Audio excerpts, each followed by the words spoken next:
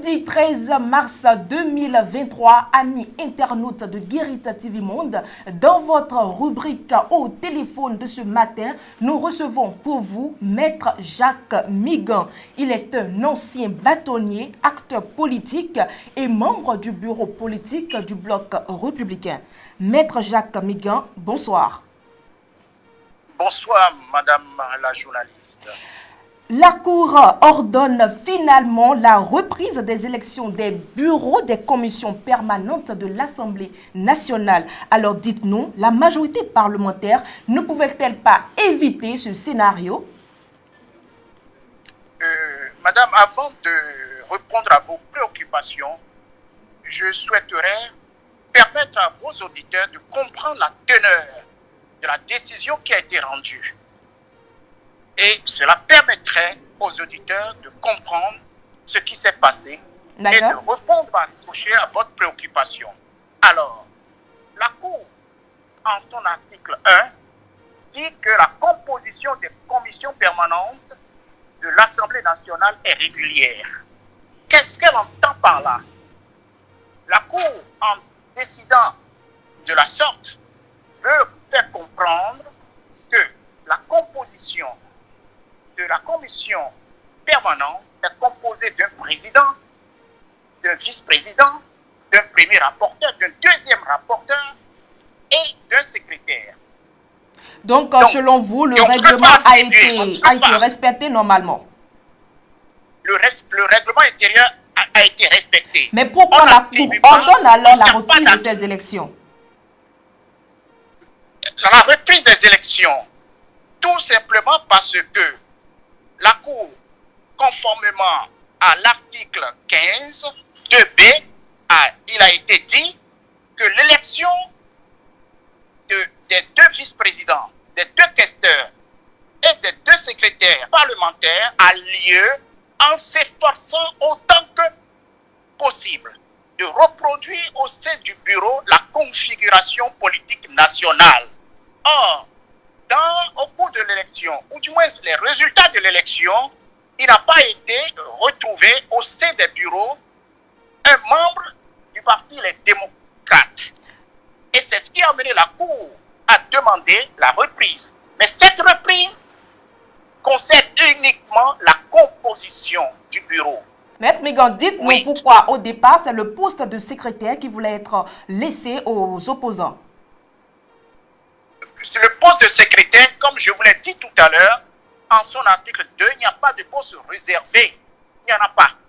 Il y a ce qui est dit à l'article 15.2b, de s'efforcer autant que possible de reproduire au sein du bureau la configuration politique nationale. Ça peut être un poste de secrétaire, un poste de rapporteur, de vice-président. La Cour a précisé que la reprise, oui, à l'exception de leur président. C'est-à-dire, la minorité a exigé qu'on lui attribue le poste de président.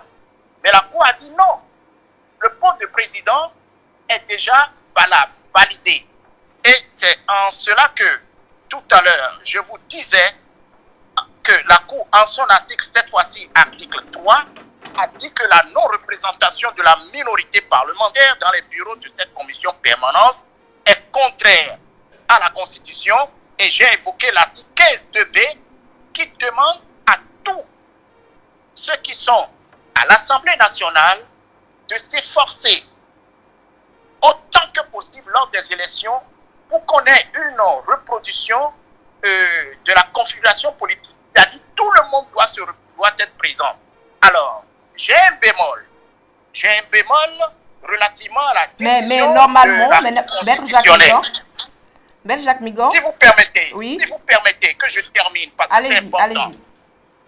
J'ai un bémol, je dis bien un bémol relativement au point 4. Parce que la Cour dit, à l'exception de leur président, à l'effet de faire figurer dans chacun d'eux un député de la minorité parlementaire. Je pense que la Cour aurait dû plutôt écrire, ça c'est moi qui le dis, dans chacun d'eux, un député au moins. Le mot au moins s'impose. Parce qu'on peut avoir deux députés de la minorité. Même si, mais on ne peut pas dire un député, c'est comme si la minorité ne peut avoir au-delà d'un député dans un bureau. Parce qu'on ne sait pas comment les choses vont se passer au niveau du vote. Donc, c'est fort de ça que je dis, l'écriture de point 4 nécessite qu'on rajoute le mot au moins pour que cela soit bien clair, bien précis, bien limpide. Donc, voilà le bémol. Maître Jacques Sinon, Migon. je considère que la décision, elle est juste, Oui. elle est bien dite, elle est bien rendue. D'accord. Dites-nous, mais avec toutes les expériences du président Vlavon, on ne devrait pas normalement assister à tous ces gymnastiques. Il n'y a pas de gymnastique qui tienne. C'est vous qui voyez les choses en ces termes. Vous savez, nous sommes dans un contexte où, comme vous l'avez constaté, le parti dominant, j'entends par là l'UPR, a eu trois présidences. Oui. Le bloc républicain en a eu 2. Donc tout dépend des élections, de contexte dans lequel les choses se passent. Ce n'est pas une question de faiblesse, ce n'est pas une question d'expérience non plus. C'est une question de force au sein de l'Assemblée nationale. C'est une question de force que vous avez à l'Assemblée nationale. Si les démocrates étaient nombreux, ils auraient fait la même chose. Donc ça n'a rien à voir avec la faiblesse d'un président de l'Assemblée nationale. Et je m'en vais vous dire, connaissant le président de l'Assemblée nationale, M. Flavonou, l'honorable Flavonou, c'est un président qui incarne la sagesse, qui incarne l'expérience. Maître Jacques Migon, nous n'avons plus assez de temps. Dites-nous très rapidement, que faut-il faire à l'avenir pour que la Cour ne donne plus des reprises au Parlement? Vous savez, la loi n'est pas parfaite. Toute juridiction est là pour combler les vides. Il n'y a rien de parfait, et c'est parce que rien n'est parfait que, quelles que soient les lois qui sont votées, il peut toujours y avoir des vides à combler. Et c'est justement ce qui dénote, je dirais, la vitalité du droit.